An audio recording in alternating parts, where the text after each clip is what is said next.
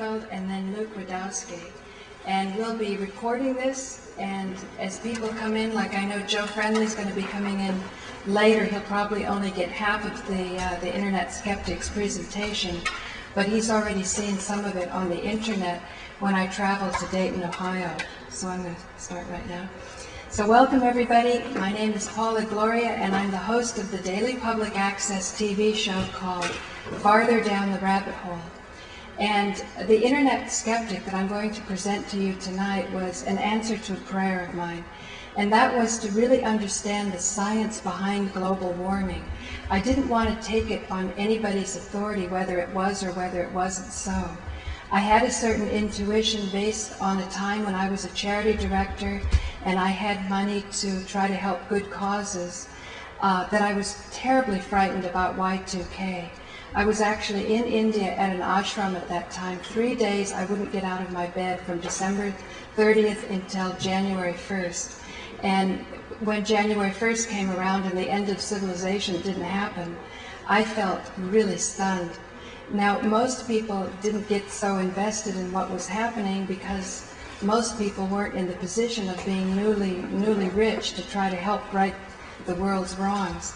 But it was a trauma that lasted so deep in me that when I started to hear some of the behavior of people after they heard global warming topics, it brought up certain memories of mine that it wasn't a path I wanted to go down. Now, my feeling, and on my TV show, I always tried to leave on a positive note. I tried to reveal to people very deep knowledge, and knowledge that's certainly not covered by mainstream media. But I'm very, very careful to not overload or to try to encourage people not to be overloaded with information so that they become depressed and despair, or certainly think that there's not enough room on this planet for all of us, because that's something that I profoundly believe in, and that genocide in any way, shape, or form should never be a solution. So, I want to thank Alan Steinfeld because it was his email list that allowed 5,000 people to have the opportunity to know about this event.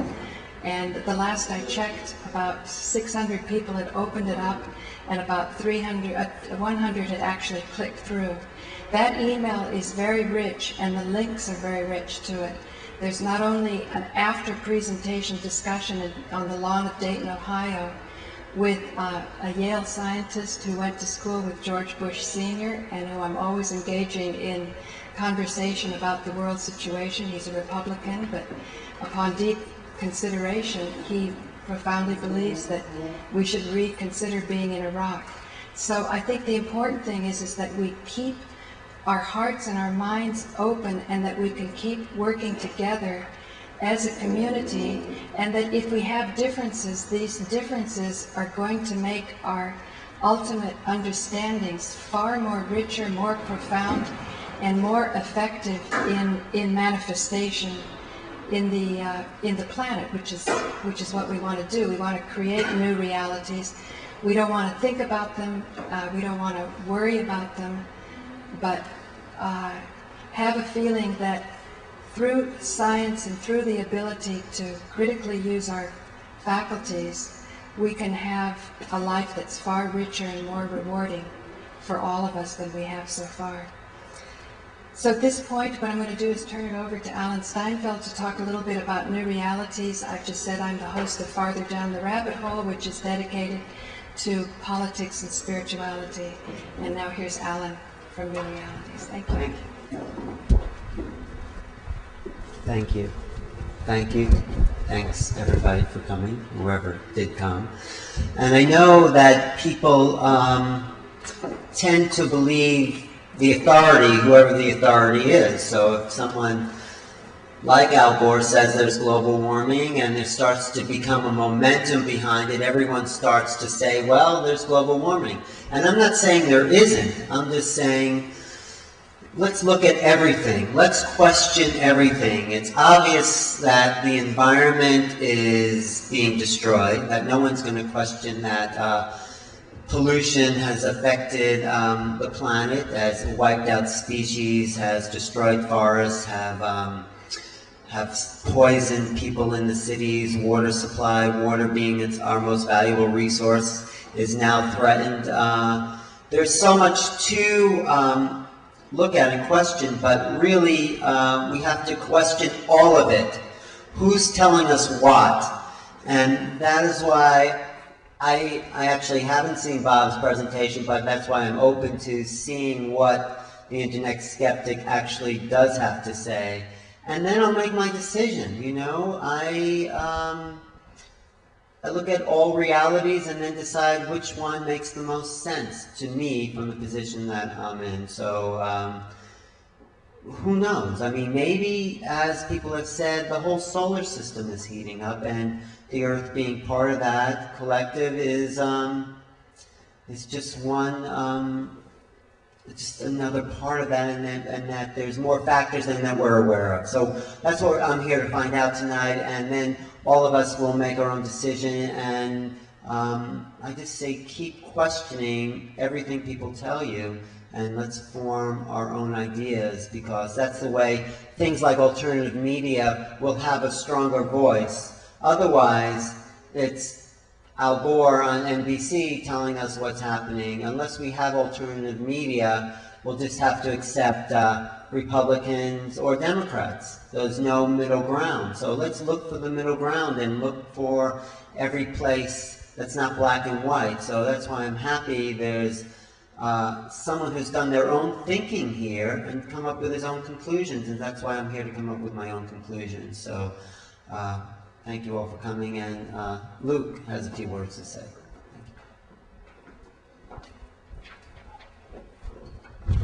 Ooh. Let me put this mic on. Thank you. Go ahead. Okay. All right.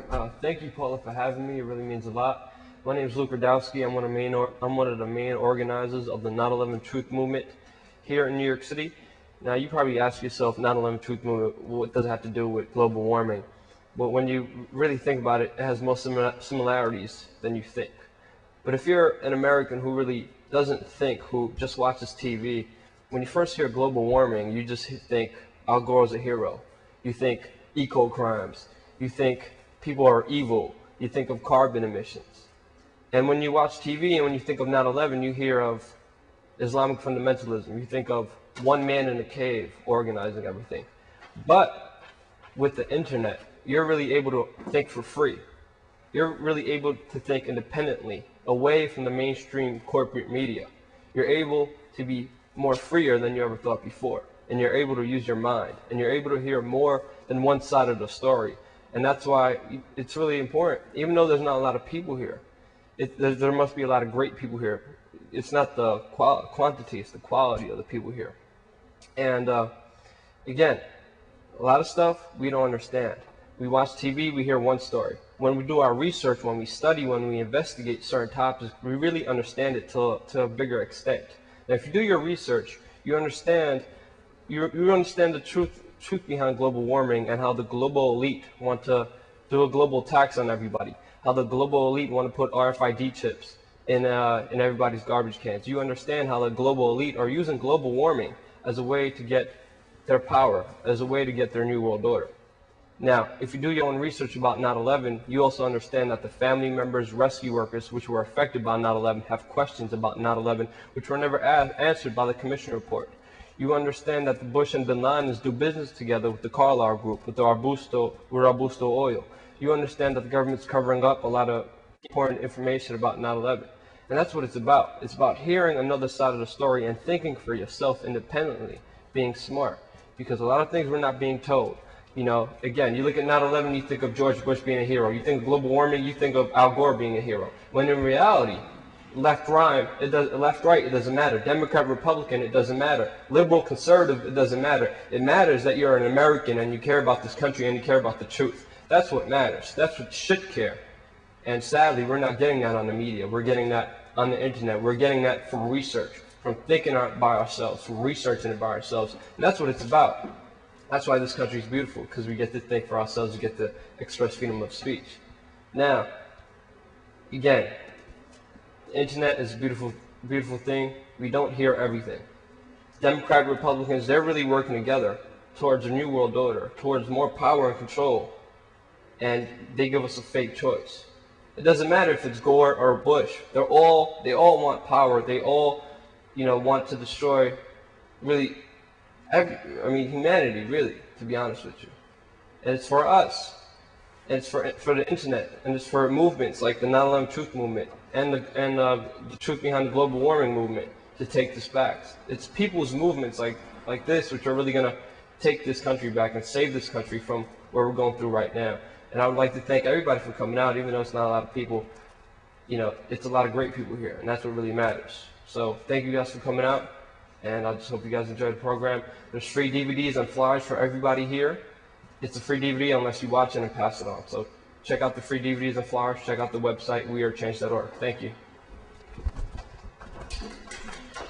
Thank you.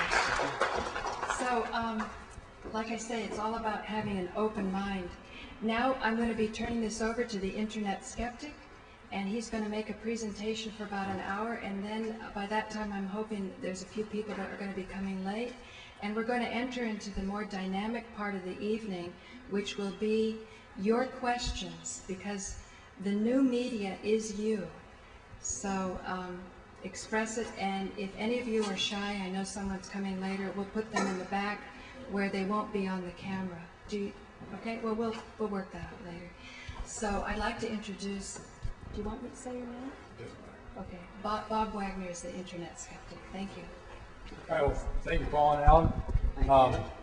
Put that mic on. You can just clip that onto you.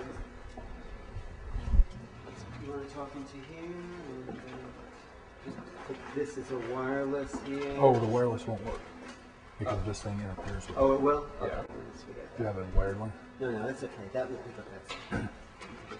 Okay, well, thank you for having me to the Big Apple. I just flew in today. I'm coming in from Columbus. And what I have done is, during my research, every time I'd look into the global warming claims or the theories, every time I looked into them, I would find that the conclusions that the scientists would reach wasn't necessarily supported by the data that they were providing. And the more and more I looked into it, the more and more I would find the situation. And so what I decided to do was I said, there's an interesting story to be told here. Put together a presentation. Now, I'm not going to tell you man's not causing global warming. But what I am going to do is I'm going to provide the research for you. And I've given the discs to Paula. And so if you're interested, you can take one of these discs. Everything that I'm going to do here, you can get off the internet. You can get on research reports. And you can go do your own research. So what I really want to do is I just want to provide you the information and provide you with an alternative story to consider when you're looking at the science and the theory behind global warming. That's why I have it up here. This is Albert Einstein, basically telling you that the mind works best when it's open. So what I'd ask you to do is forget everything you've been told. Okay, I know what you've been told. I've heard all the stories, and I've looked into them. But I want you to sit there and clear your mind for just 1 hour, listen to these arguments, listen to science and look at the data, and then reach your own conclusion. I think you might find it interesting. One of the presentations that we did give, because when I looked into this, I thought the science was so bad that we titled a series of videos titled "Global Warming Does It Pass the Stink Test?" And we go down piece by piece and show them apart. We have those out on YouTube if you're interested. Okay. This is a quote from Dr. Fred Singer. He's the president of the Science and Environmental Policy Project, and he invited Al Gore to come to his presentation, and he gave his inconvenient truth. And this is the quote that Dr. Singer gave him. And Al Gore comes up to him and says, "Well, what do you think of the presentation?" He goes, "Well, your presentation is very persuasive to anyone that doesn't know the science." And I think that's what you're going to find.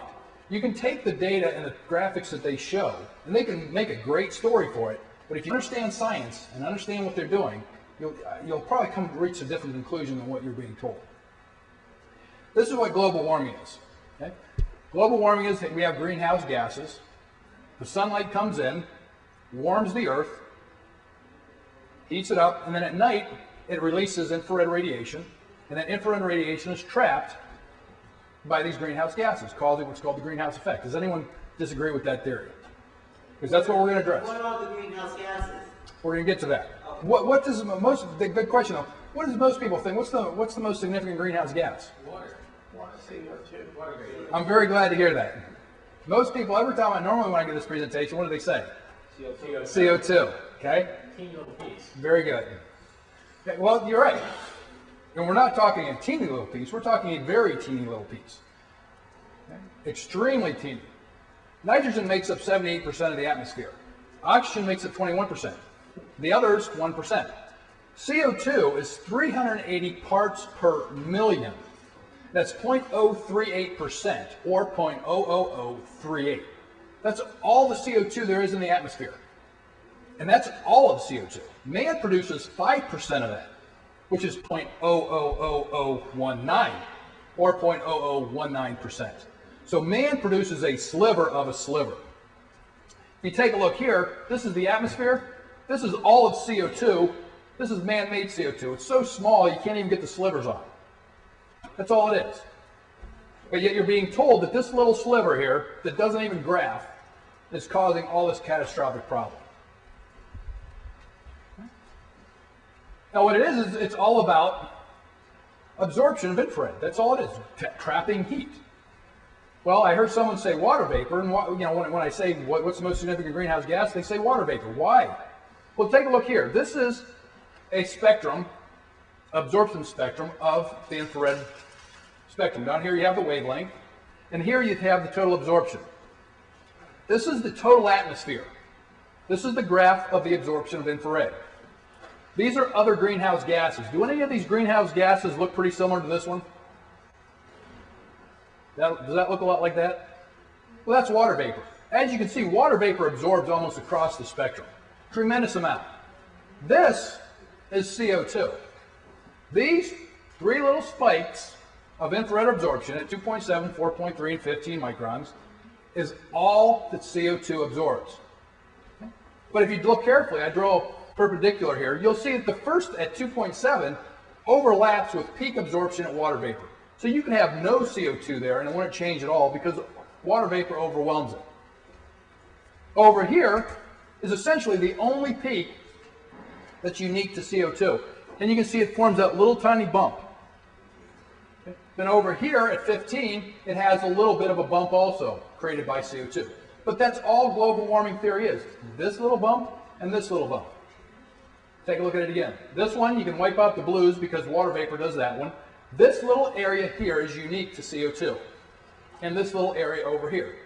So when they tell you CO2 is causing all this catastrophic events, it's this little sliver and this little sliver.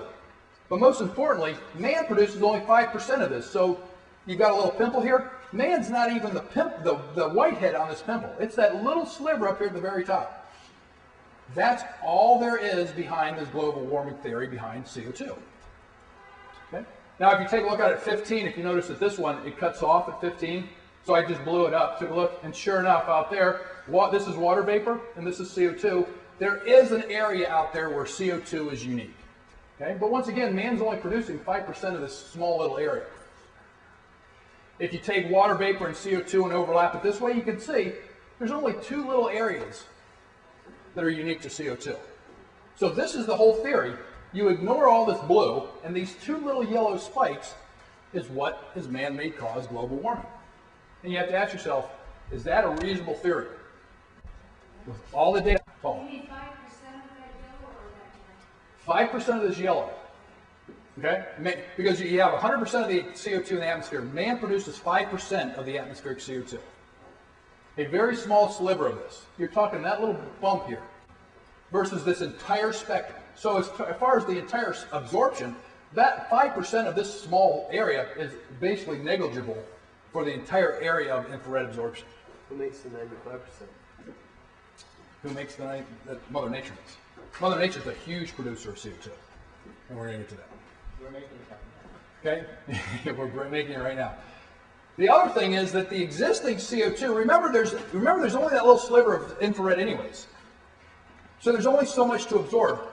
According to this research, there's enough CO2 to absorb 100% of it anyways.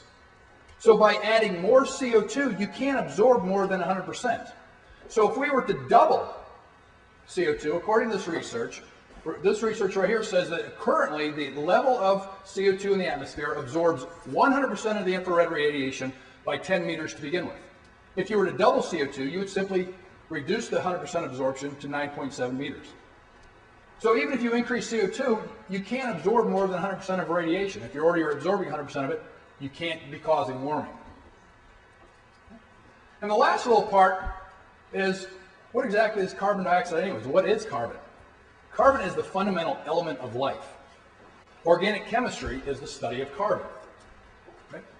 Would Mother Nature take an element that is critical to life and make it a poison, to make it a thing that could end this world? I mean, basically, what we're saying is Mother Nature has a built-in doomsday machine where CO2 is going to wipe us all out. And yet, carbon is the element, the fundamental element of life. You ever watch Star Trek? What do they say? We're looking for carbon-based life forms. We are all carbon-based life forms. Exhaling CO2. Can you say, originally when one-celled animals were producing oxygen, wasn't that a poison until oxygen-breathing life came along? Well, CO2 is a poison. I know. At a certain level, sure. But evolution transforms these toxins into advantages to the next level of evolution. Sure, and you can have, I believe you can have, some forms of life are based on nitrogen. So you can't have other forms, but for most of life on Earth, it's carbon-based. When we go to Mars and look for life, what are we looking for? Water and carbon, right? Okay, you need carbon. I mean, CO2 is airborne fertilizer, it's plant food. Without it, we die. We die because the plants will die. This part is what I call the smoking guns. These are the charts that I found most interesting, and that do the best to make my case that there's another story that's not being told. Okay? I moved this one right up front. Who saw this in the newspaper just yesterday? California-sized ice melt in Antarctica, right? How many times do you see these glaciers down in Antarctica melting? And what do they blame it on? Global warming. If I read this newspaper, if you go get the newspaper tomorrow, they're going to say, there's a California-sized ice sheet melting in Antarctica, and you're supposed to be jumping, oh my gosh, we got to do something. We got to stop this thing, right? We can't be losing California-sized chunks of ice, right? That's what I'm thinking. That's what it says, and this is in the newspaper just today. Okay? You go and you get an infrared chart, and sure enough, lo and behold, you're not kidding, Antarctica is warming. Does anyone see any problem with this chart, though? Global warming is global. What do you see warming here? Specific areas, right? Is the atmosphere doing this? I mean, does somebody get warm here and they cool over here? Or what's going on there? They forget to tell you that Antarctica is on a fault. There's a bunch of volcanoes down there, all right? And if you go to the USGA Geological Survey, you'll find out that two of the major ones, this Mount Erebus, is right exactly where all that warming is going on. And you go up here, you know how you had that Larsen B shelf melt? Well, lo and behold, it happens to be on what? Two active volcanoes. Did anyone know that in this room?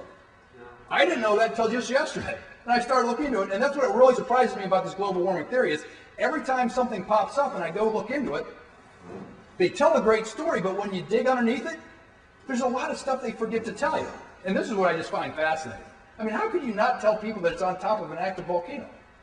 Well, someone does. They'll go and they'll check with some researcher. And that researcher will tell you, and I love this one, Arctic volcano not melting ice. Can anyone explain to me how an Arctic volcano cannot melt ice? It's ridiculous. Why would they say that? Oh, you can go read it. He basically says that they're not big enough.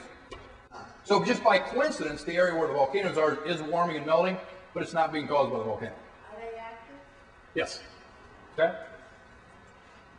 Right here, this is from the Larsen B. Okay. Now this is supposedly, once again, settled science. Okay. Scientists discovered undersea volcano off Antarctica. When they were going and they're trying to figure out what was causing the Larsen B shelf to melt, they went out and they started looking. And they discovered an active volcano under the thing. Did anyone know that? No. That's what I always find so surprising. That's the kind of information I would want to know before I got all panicky about seeing this Larsen B shelf break off. Okay? So doing a little bit more research, once again, I gave Paula this CD saying there's a website out there you can say it's not global warming, it's ocean warming. And he goes through and he documents all of this. And you can see down here at the bottom one, underground volcanic activity in the Arctic Ocean is far stronger than anyone imagined. Okay? The research is out there, but says it doesn't work in the conventional wisdom. Why would you publicize this?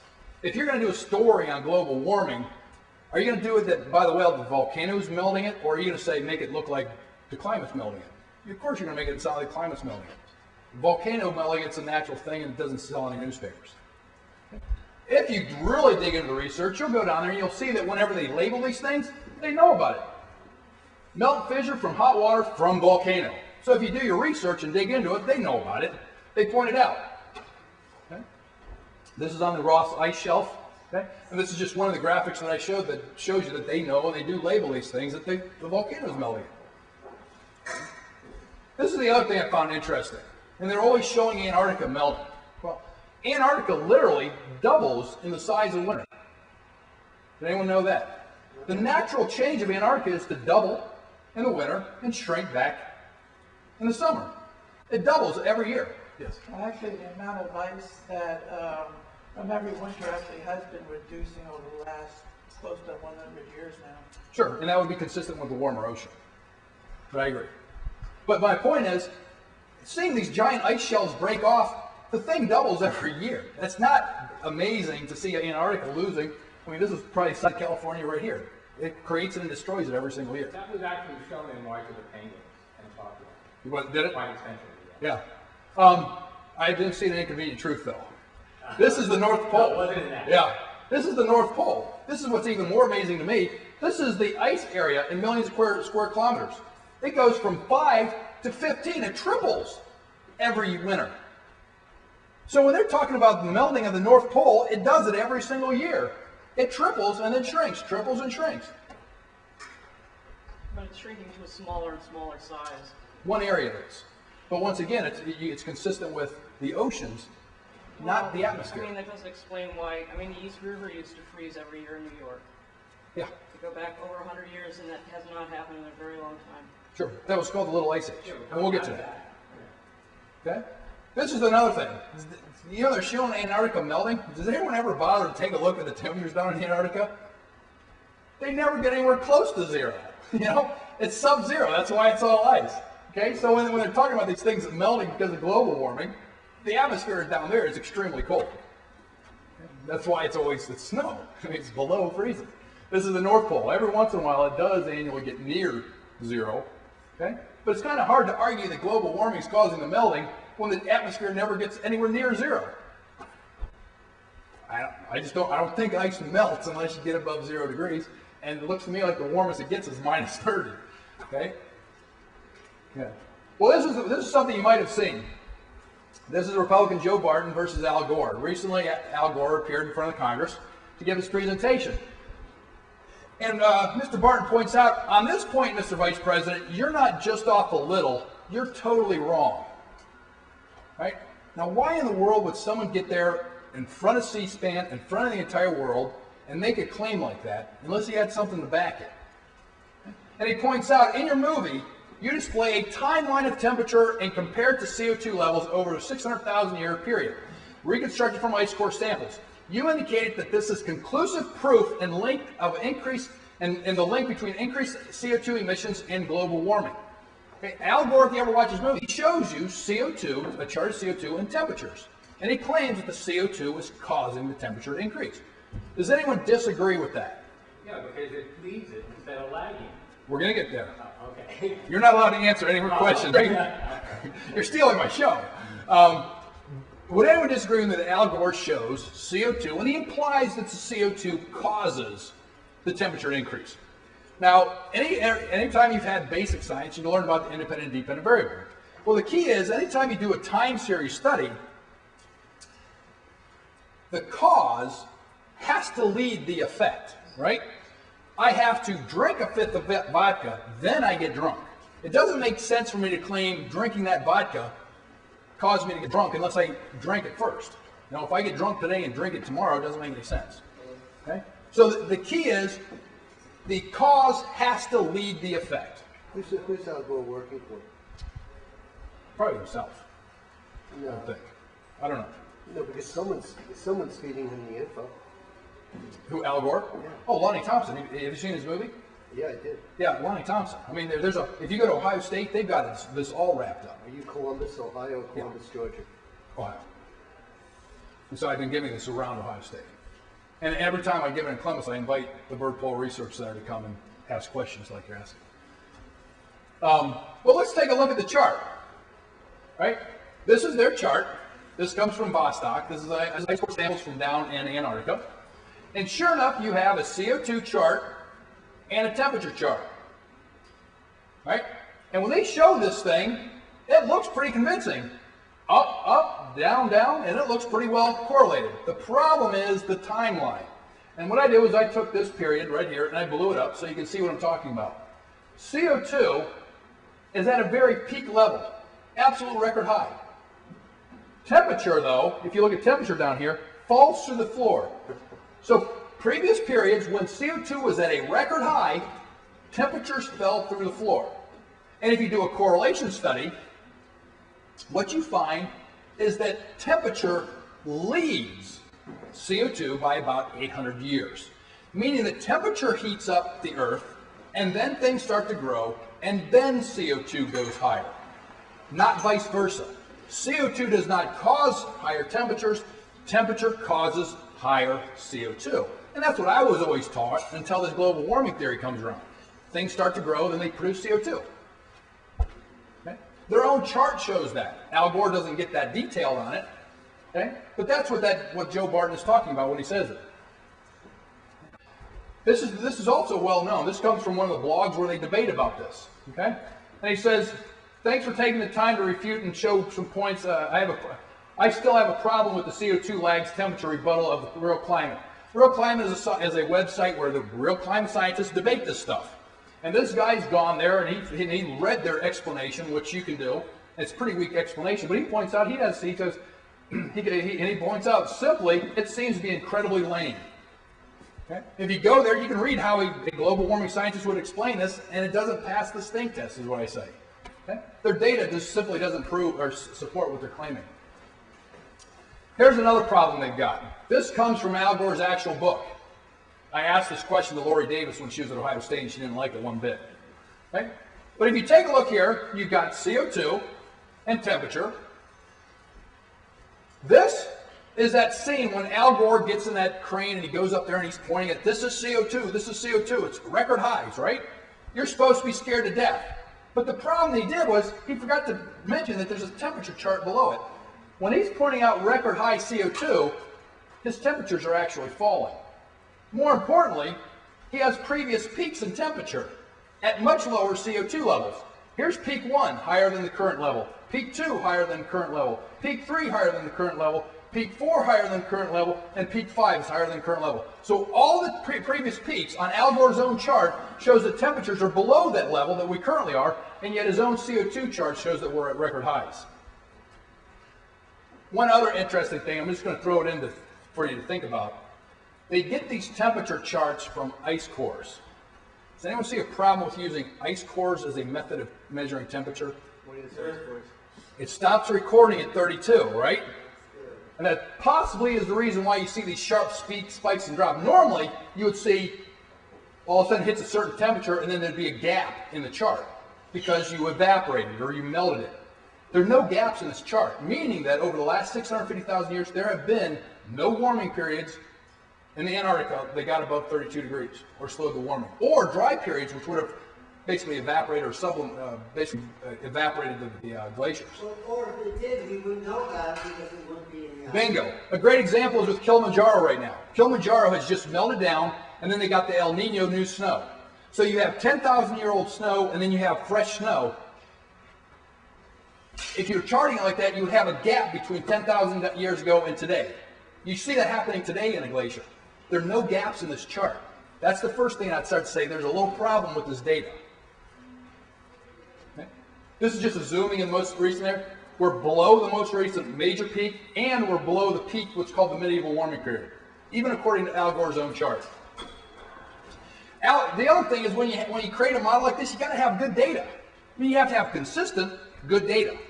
One thing I used to do is I used to be a portfolio manager. I used to run a lot of these multivariable models. And if I was modeling the S&P 500, I'd need to have pretty accurate data for the S&P 500. Right? If I accidentally use the NASDAQ instead of the S&P 500, my model is going to be way off. Well, Al Gore in his own movie has two different charts for temperature. Here's one chart he shows for temperature, which is a giant spike, and then he shows another chart with it falling. So Al Gore in his own movie uses various temperature charts. Okay? it's not good science if someone says, well, temperatures are warming, and you say, according to what chart, right? You'd think they'd have a unified approach or unified theory on temperature. Well, lo and behold, they don't. This is the chart in the 1996 IPCC report. Now, we all were taught that the Vikings inhabited Greenland, right? We all know the Vikings had farms up there, right? According to this chart, they did. We all know, as you pointed out, during the Little Ice Age, while we found Valley Forge, Washington crossed the Delaware that was covered in ice. That doesn't happen today. Right? That was the Little Ice Age. So this chart is historically correct. You can go back and say, yeah, Vikings did inhabit Greenland. We did have the Little Ice Age, a lot of starvation in Europe. Delaware did freeze. A lot of that pre-industrial age. Sure. You know, before you had such an increase in CO2 emissions. Yeah. Well, my point is that this is what was shown in 1996. The problem is, it doesn't make the case for man-made global warming. So what did they do? They replaced the chart in the 2001 chart. This is what's called the famous hockey stick chart. It denies the medieval warming period, and it denies the Little Ice Age, but this is the chart that they refer to. This is the chart Al Gore will use. Okay? Once again, this seems to be a more accurate chart, but they need this to make their case that man is causing global warming. Now you sit there and think, okay, if you're going to bet the farm and go with this thing, we know that they have a new IPCC report out, right? And if they're settled on this data, and this is if there's a consensus on this from science, don't you think they'd keep the same chart? Well, they don't. Oops, where'd it go? Oh, let me go a little bit further into the hockey stick chart. This is the hockey stick chart. Just to give you a little bit feel how they created this thing. Okay. I point out here that the thermometer was invented back in 1714. So don't you think they'd be using thermometer data since 1714 to create a temperature chart? I would. If you had choices to take tree rings to get your temperature data, coral, ice cores, or a thermometer, what would you use? I would use a thermometer personally. They don't. All the way up to 1980, they're using tree rings and coral rings, okay, and ice cores. Okay? Only when they drop those proxies does temperature shoot up. Okay? So during this period, 1000 to 1980, they used all these proxies, and then from 1902 to 1988, they used the thermometer. They overlap them for the most period, but once they drop the proxies, the temperature shoots up. Well, that to me is very questionable. If your thermometer was invented in 1714, that's still like, you're starting there from year 1000. So that goes back quite a bit. Oh, sure, but would you be using tree rings and coral rings up to 1980? Don't you think you'd have a more accurate measurement? Well, actually, you know, they do know how plants and coral actually react to certain temperatures. So Sure. That's a pretty accurate form of, measuring temperature change. I personally, I would use a thermometer. I mean, New York Times would probably be a good approach. Yeah. Just go back to the library. Yeah, there's plenty of ways to get a much better measurement. The key is the data behaves differently once you drop them. All I'm saying is that would make me suspicious. I'm not making any claim. It behaves differently, but maybe it's because there's a real change. Okay, the other thing is it mentions Northern Hemisphere. All of this data comes from the Northern Hemisphere. They claim it's global warming, but what you find is that the Southern Hemisphere is actually stable or actually cooling. So you don't have global warming, you have Northern Hemisphere warming, which is inconsistent with global warming. Well, this is what happens when you go to the new IPCC chart. This is the new temperature charts, and it doesn't look anything like anything you saw before. So if there is a consensus, it seems to be a pretty weak consensus because they keep changing all their data. More importantly, is why would you change the data unless you had valid criticisms? Al Gore keeps telling me there's no peer-reviewed data out there that's skeptical of this stuff. If they didn't have valid points, why would they drop the temperature chart? Okay. This is my point. They all model this. This is all saying that CO2 causes the temperature change. We all know y equals mx plus b. We all know how to run a regression. You know how to make these models. They're claiming that this chart, basically a curvilinear chart, can explain both those charts, or either one of them. Okay? It's not a good model. This is very hard to model into either one of those things, and certainly not both. Can I just ask you a question? You keep Sure. talking about CO2. What about carbon monoxide?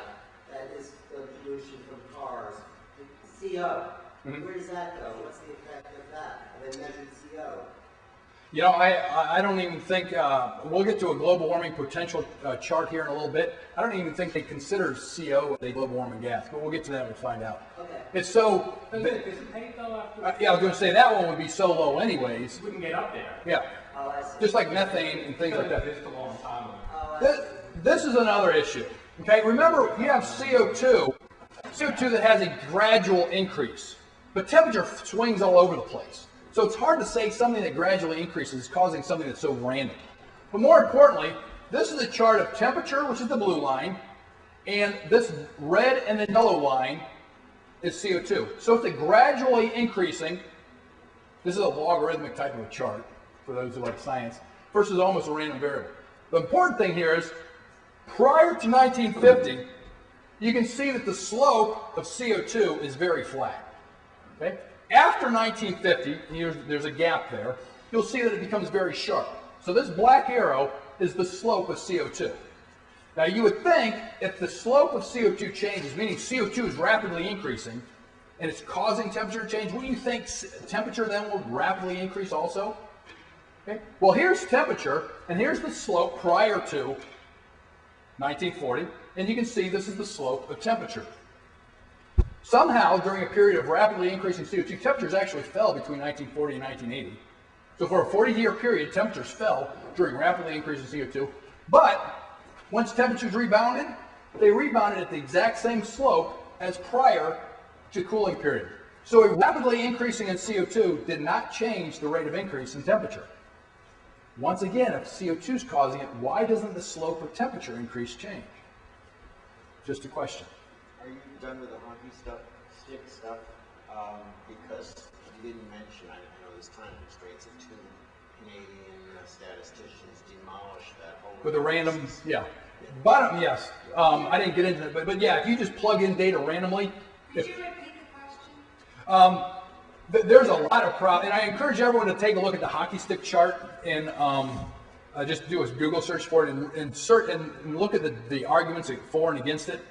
One of the things was they pointed out that if you just take random data and throw it in a computer, it'll spit out a hockey stick chart almost identical to the temperature chart that they show there. So there's basically, it looks like there's just a random selection of numbers will produce the hockey stick chart. There's a whole bunch of ways to debunk it. I've done my job. Other Canadians have done it. I'm not Canadian, but other scientists have done it. Okay. And here's just another point in mind that, you know, when you take a look at the temperature and the CO2 chart, the arguments are pretty weak. Okay. Now remember, those CO2 data comes from ice core. They go and they dig ice core. And once again, you're sitting there thinking, why in the world would you use ice core data when you can just simply go grab a sample of the air and measure the CO2 in it? That's what I would do. Why go through all this proxy type stuff and make everything so complicated? If you want to measure the air, go get an air grab sample that's been stored for a couple of years and take it away. Well, they did. They've done that. They've gone back and measured, and they do. It's called the chemical method, where they go back and they look at what was the atmospheric CO2, not from an ice core, but from the actual air. That's a novel idea, isn't it? You know. And what do you find is that the atmospheric CO2, measured by the chemical method, fits temperature a lot closer than down here, which is the ice core data. This is if you did an air grab sample, a little flash data to measure the CO2, this is what the CO2 would show. And you can see it's much more consistent. The important thing is, But how can you go back in time and take the air? from records, they've been doing it. They have records of CO2 measurements going back to about the early 1800s. Okay? And they just basically go, it's just like a temperature record. They go back and they say, okay, they measured it. Actually, they found air bubbles in the Antarctic ice that go back even further than that. They go back 650,000 years. Right. Well, Yeah. I mean, but to answer your question, you know, why would you use the ice? Well, all the air bubbles that are in there actually tell the story of, you know, different temperature changes over 1 million years, 2 million years, and so on and so forth. Sure, yeah, there's no argument there. But my point is that's a proxy, though. That's an estimate using a proxy. Is this chart north or south hemisphere? This is actually from around the world. This is from both North and Southern hemispheres. It's just a random sampling? Yeah, they have South America, Europe, and America measurements in this data. The important thing, though, is they're claiming that you're at record high CO2s. You're at record high CO2s if you use air flash sample and tack it on to ice core data. That's what Al Gore did. if you just take direct measurements, you're nowhere near that peak, which was back in 1940. Okay, which would be or about 45, which would be consistent because we were what? War. Okay, I could imagine a lot of CO2 being pumped in the air back then. Once again, you can go take this data is right here. You can get it off of Glorious, and you can take a look at it yourself. Okay, this is the other problem with the CO2 data. This is ice core data. It stops in 1950, and then they tack on air grab samples. Okay, so it's not even a consistent data source that Al Gore uses. Mauna Loa, ice core. You can't get two dissimilar data sets to combine. Right? Why did they stop in 1950 with ice core? Because it takes 50 years for the current level to get down to being ice. There's a firm layer of snow, packs down, traps the ice. It also assumes that air hasn't changed in 50 years. There's no air dissolving through ice or snow, which I don't believe, or I wouldn't buy. Okay? Well, once again, you've been told that the best fit out there is CO2 and temperature. I think I've shown that's not a good argument. If I was to take this graph and erase what it is and go show it to any second grade class and said, look, here's something, and here's something, which two are closest related? How many people out there would say this is highly related to that? Anybody at all? I tell you one thing, if a student turned that into me, I'd give him an F. But I'd say these two look pretty highly correlated, meaning they go along together well, right? Well, what do you think these two are? One's temperatures, one's the sun. Doesn't that make sense?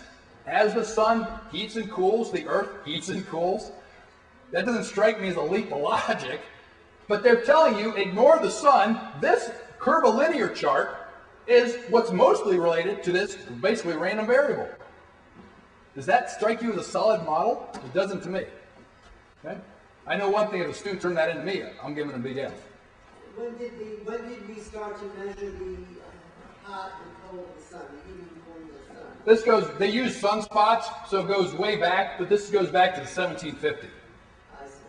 The key is not necessarily the time, but the fit of the correlation. And the science behind it, there's the logic behind it. Would a trace gas or the sun be the most likely cause? I'd say probably the sun.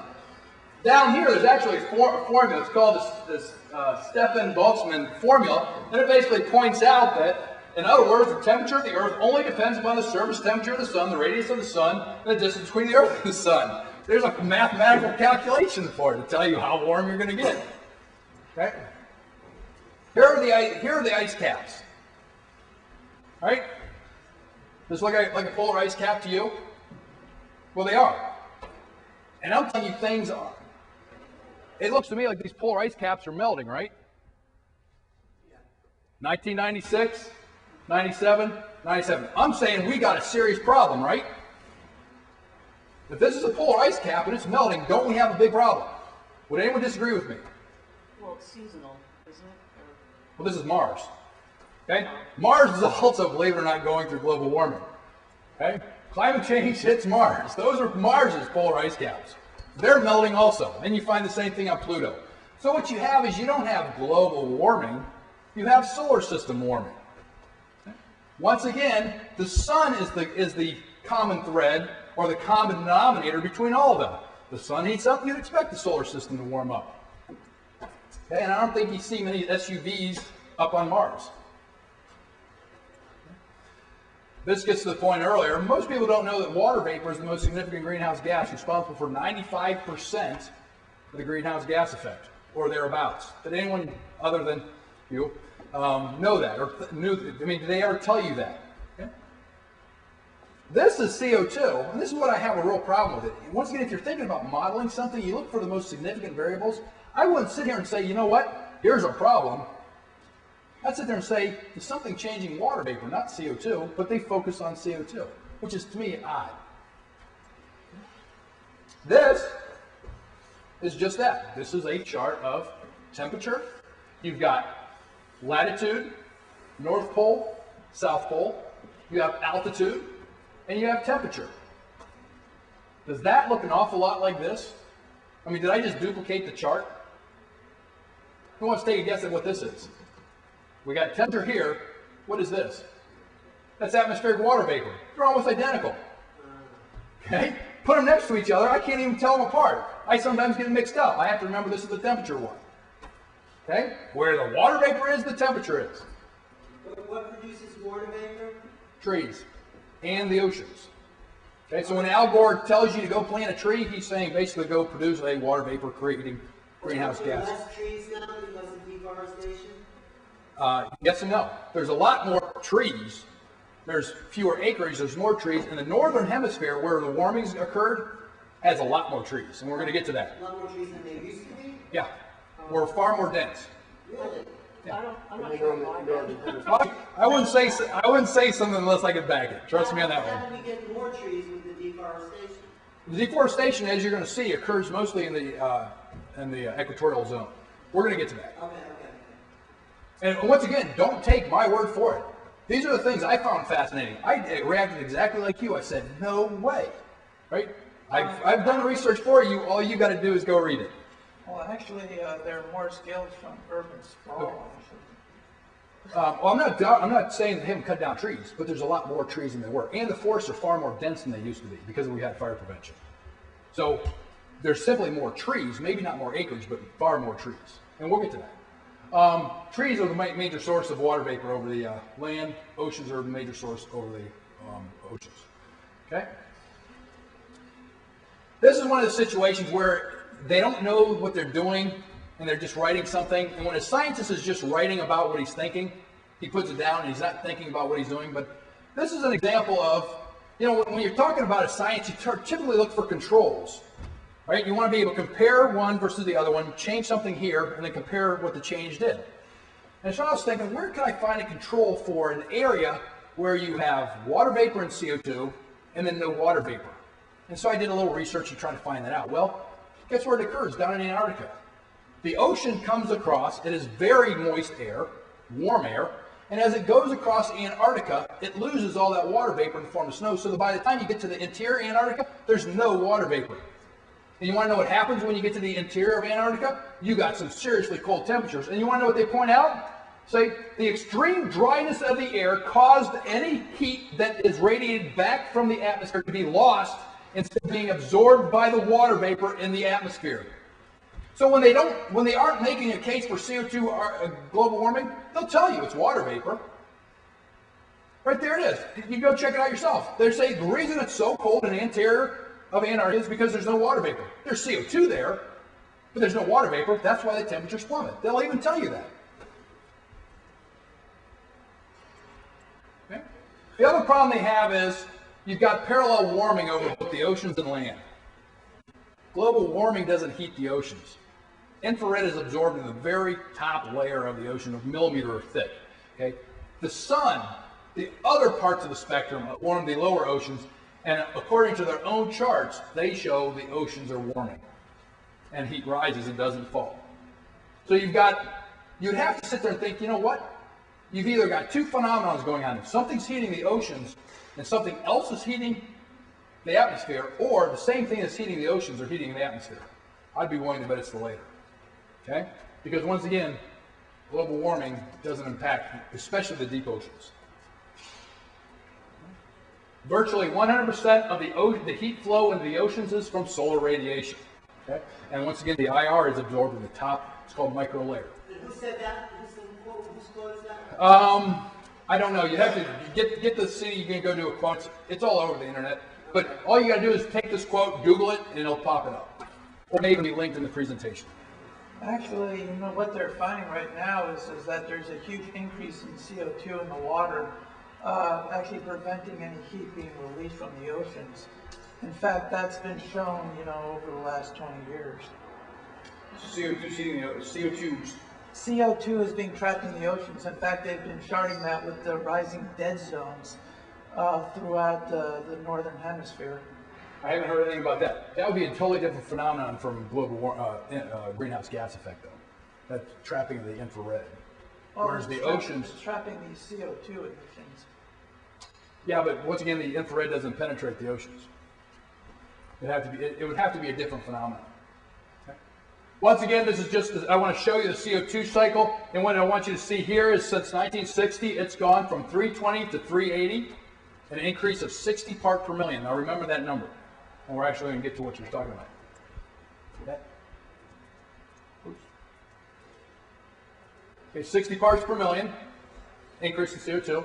Okay, the ocean temperature has been increased by about 1 degree from 1960, about 1 degree. Okay, so we have the ocean increased by 1 degree, we have CO2 increased by 60 parts per million. There's something called Henry's law. It's the diffusion of a gas in a liquid. And lo and behold, someone's done the calculation. How much CO2 would you expect to be released from the ocean if you heated it by 1 degree? It comes out to be 59.1. It's Henry's law. It's like taking a pop bottle, putting it on a burner, and you see the CO2 shoot out of it. Take anyone with a pop in here, shake it up, you'll see CO2 flies out of it. There's a constant that just explains the diffusion of a gas in a liquid, and it's inversely related to heat. As you heat a liquid, the diffusion of a gas goes down, so it releases it. Almost to the T. So that's what's actually, I mean, that's what I would say is going on. The sun heats the ocean warms up, and it releases CO2. It's a natural cycle. Why does the sun only give you the ocean in the northern hemisphere? We're going to get to that. Okay. That's the question you want to ask, though. Because why is only the northern hemisphere warming if it's global warming? What's going on? You'd have to ask what's different between the northern hemisphere and the southern hemisphere. Okay. Very good question, though. This is this carbon. I just want you to understand how what we're dealing with here. Man produces 5 gigatons. 5.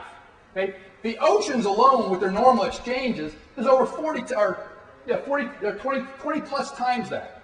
100 to 115. This is a drop in the bucket.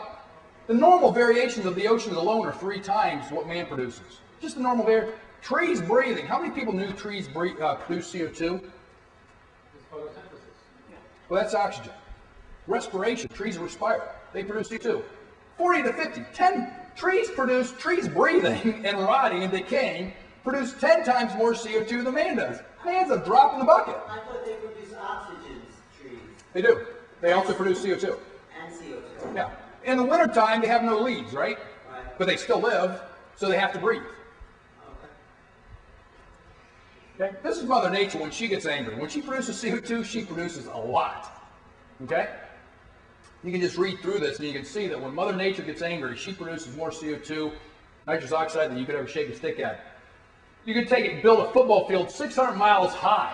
I'm willing to bet you could stack every utility plant ever built on top of each other. It's not going to reach 600 miles high. And this is one volcano, for gosh sakes. Okay? One volcano produced a year without a summer. Okay?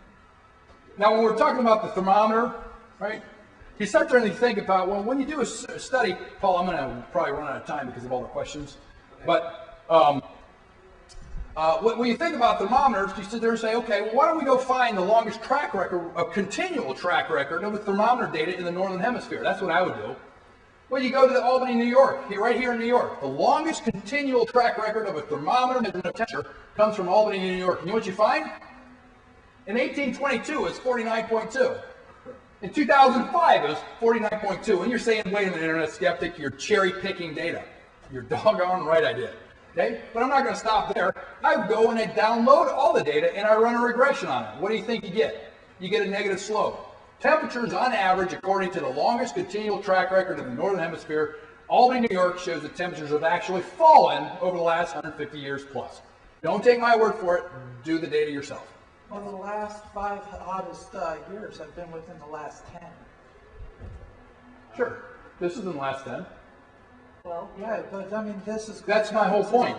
According to what chart? I can show you the actual data doesn't support that claim. That's why I'm saying it's such a bad theory, because you shouldn't be able to say according to whose data to say, okay, I justify it. This is the most accurate stuff you can get. Here we're going to take a look at what NASA says, right? Let's take a look at what NASA says. NASA says, this was back in 1997, okay? Recently, much scientific debate has focused on the global temperatures of the Earth's lower atmosphere. The lower atmosphere, as measured by orbiting satellite. Now, remember, this is NASA. These are rocket scientists. These are people who don't play around, okay?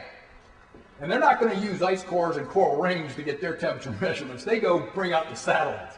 Okay? And while these data are exceedingly precise, verified by multiple satellite observations, they go back and double, triple, quadruple check the data, and balloon measurements taken in situ, they reveal no discernible warming trend in the Earth's lower atmosphere over the last 18 plus years.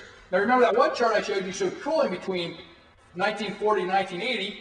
Going back 18 plus years here, that shows you that you've had no warming since 1940, according to NASA's in their own charts, that other chart that I showed you. So if you combine those two, you haven't had the warmest periods. Okay? It all depends on who you're talking to. NASA disagrees. This is what they're talking about. You have three different measurements. You've got balloon, you got satellite, and you got ground measurements. Ground measurements are impacted by the urban effect. Okay? Cities and roads trap heat. Well, sure enough, if you do measurements that way, if you take a temperature measurement on a hot roof, tar roof, or off a highway, it's hot. Okay? Satellites don't show it. So out of the three measurements, if you have three measurements, three ways to measure temperature, two of them confirm and one doesn't, wouldn't normal scientists go with the two confirming measurements instead of the one that's non-confirmed? But they don't. In order to make their case, they go with the non-confirmed measurement. And the one that is known to be impacted by the urban effect. Okay, does everyone know what a global warming potential is? Global warming potential is when they create these models, they assign something called a global warming potential. And it shows you how significant or how much heat is trapped by a greenhouse gas relative to carbon dioxide. So carbon dioxide is 1, and all other greenhouse gases are measured relative to it. Okay? You want to have some fun? Try to find out what the global warming potential of water vapor is. If I was going to have a model and I had a factor that is key to my model, wouldn't I want to assign a global warming potential of water vapor? It doesn't exist. More importantly, part of this model has what's called a residency life in it. Okay? It's how long the greenhouse gas has been in the atmosphere is important. Now, one second, we're just changing tapes. Thanks. Do I have to back up at all? No, just that you just how important it is. Great question, by the way. Wall between states. I read that they closed a lot of the temperature stations in Russia and the Soviet Union about